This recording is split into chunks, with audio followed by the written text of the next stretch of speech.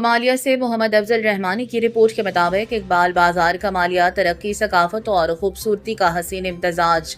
वज़ीर आला पंजाब मरियम नवाज शरीफ के वजन के मुताबिक तारीख इकबाल बाजार कमालिया को जदीद और खूबसूरत तजारती मरकज़ में तब्दील करने के मनसूबे पर तेजी से काम जारी है। डिप्टी कमिश्नर उमर मीरा ने इकबाल बाजार का तफसीली दौरा किया, जहाँ चीफ ऑफिसर जिला कौंसिल काशिफ महमूद और chief officer municipal committee Ali Raza समेत मुतालिक अफसरान भी इनके हमरा थे। दौरे के दौरान जारी तरक्याती कामों का जायजा लिया गया और मंसूबे को जल्द अज जल्द मुकम्मल करने की हिदायत जारी की गई।